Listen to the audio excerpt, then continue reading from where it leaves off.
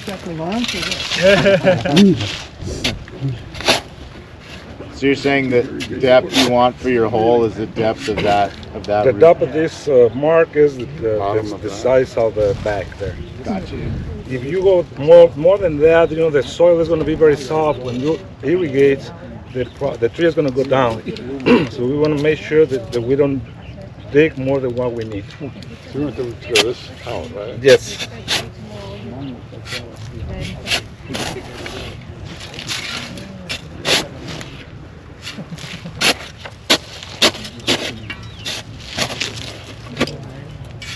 Very sandy soil. Yeah. So on a slope like this, would you terrace or are you okay on a slope? You're okay. The one I'm going to measure is what's going to be the high side here. Okay, high side. So I don't go too deep. The hole has to be at least double of the diameter of the bag, so we can solve, especially when you have very heavy soils, you have to solve the soil around them. So the tree is going to be very, very happy now. And then we're going to pack around, so you see the process. And I'm going to go like twice wider than the back. And maybe in the meantime, whenever we have a clonal tree, the clonal tree is different to a seedling tree in the sense that it has the clonal roots like all over this area. So whenever you hold the tree from the neck, you are breaking some of those clonal roots that are up here. So that's why it's very important that when they grab the tree, they hold it like this. And that's how we do it in the nursery, for example. That way we keep the root system as healthy as possible. Yeah, we try not to get the tree for the neck. They wouldn't be root bound at all. I mean, you don't break the roots loose when you take off the package. So what we do, so they don't start like growing in circles.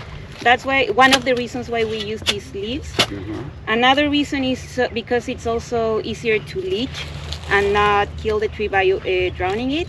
And because it allows us to make mistakes in overwatering because there's like good drainage. To cut the plastic, we use one of these knives. So try not to cut the roots when you cut your plastic.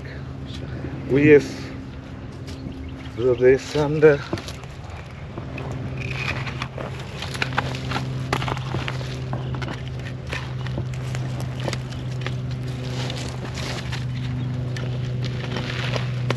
So apologies for all the basic questions. I'm brand new. No, go ahead. That's okay. What size? What term is for this plant? Is the size? What term is this? Is this like a gallon?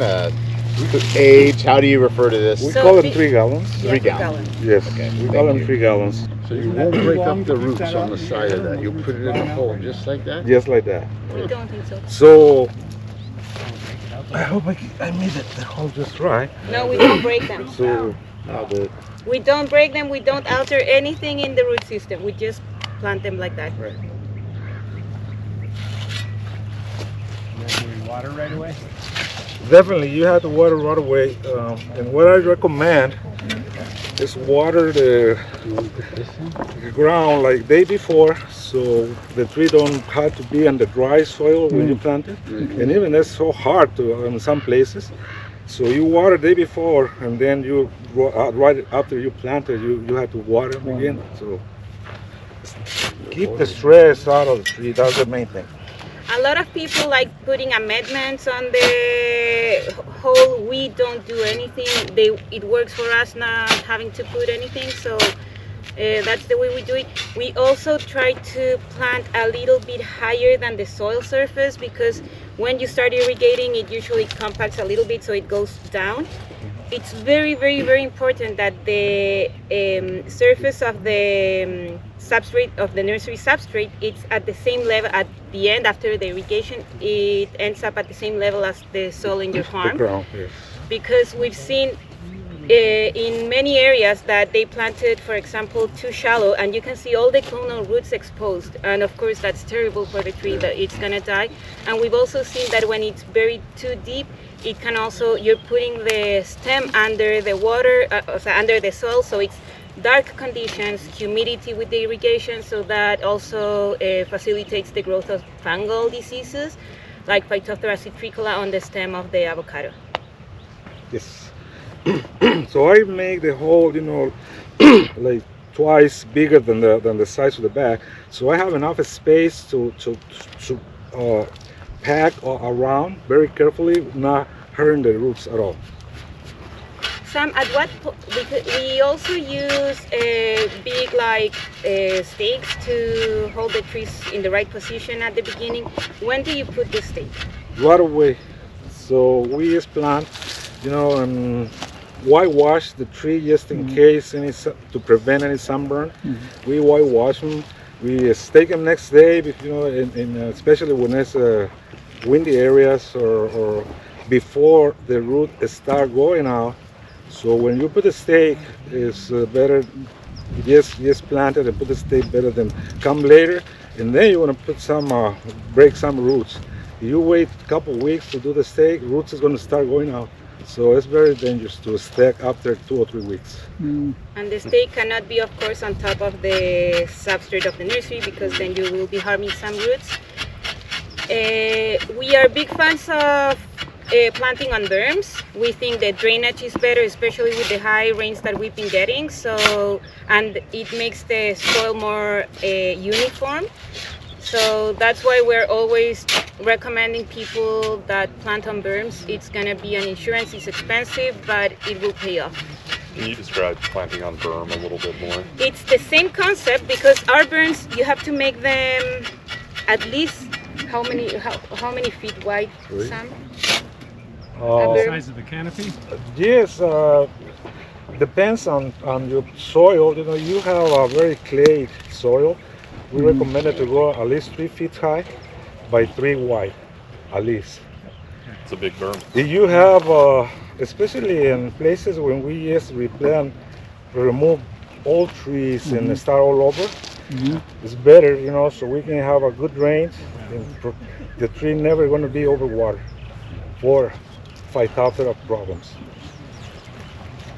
I know some people you guys should teach that too. And in terms of irrigation, if we are irrigating with drippers, it's very important that the dripper or the drip actually ends up right here on the nursery substrate, because there's a difference between the nursery substrate and the soil in the farm. So sometimes the water struggle moving in or out of that different texture. So that's why at the beginning it's very, very, very important to put the drip right on the substrate, so that way you're sure the roots are getting water. What about mulch on top? If you have available mulch, that'll be the best thing you can do. Okay. The mulch should never touch the surface, the stem. You always need to put it a little bit away. And how far away from the stem?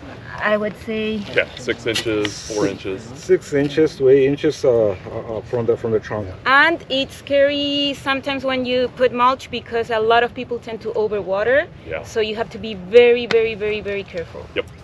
Thank you very much. That was super helpful. Mulch, I believe, is the best thing you can do with your trees. Save a lot. Yeah. And the tree love it.